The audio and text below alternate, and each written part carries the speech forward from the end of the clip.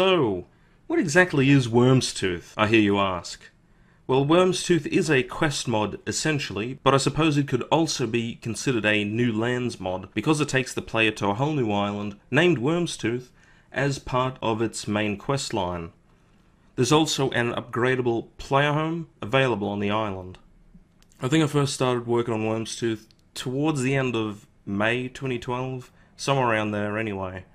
Originally, I wanted to create a smaller quest line, something more along the lines of the Jaffet's Folly side quest. The mod itself is designed to expand upon the existing Skyrim storyline, and the storyline presented in the mod is written with lore friendliness in mind. Basically, it examines how I think dragon encounters should have been handled in Skyrim, and I think it provides a pretty decent challenge even for higher level players. So, what do you say? Ready to give this whole Draugr a spin? I don't think we can get this gate open right now by any other means.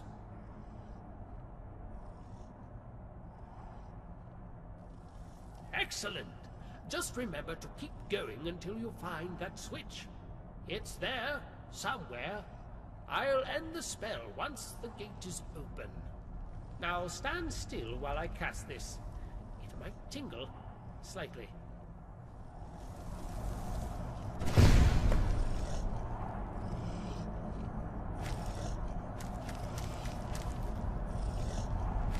The island is about the size of one of the holds in Skyrim at the moment. I think it's currently just slightly smaller than Solstheim from the Dragonborn DLC, but in future updates I plan on expanding the island even further to fill out a 32 by 32 cell world space. People come to this island seeking to make a fortune from the rich ore veins. What they don't realize is how tough mining ore really is. Many leave not much better off than when they first came. As a result, this island is littered with old mine shafts left to decay, tombstones, and shattered dreams. Like Dragonborn, Wyrmstooth offers numerous side quests once the player arrives on the island, with more side quests planned in upcoming releases. Travel between Skyrim and Wyrmstooth is accomplished using map markers, much like in Dragonborn, which from version 1.8 onwards you can access as soon as you arrive on the island for the first time. The main questline in Wyrmstooth is triggered once you meet starting requirements.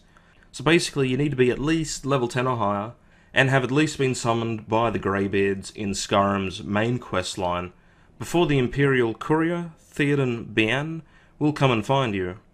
Wyrmstooth also introduces new objects, such as new harvestables, consumables, clutter and so on, with more new custom assets planned for inclusion in future releases.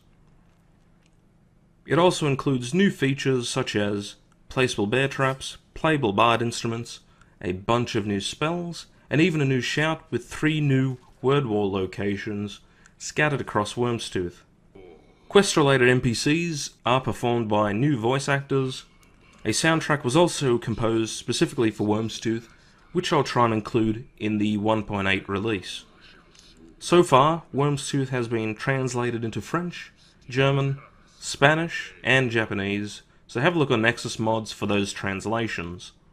Your reward shall be honor being the first that shall fall by my hands, to pave the road of my dominion.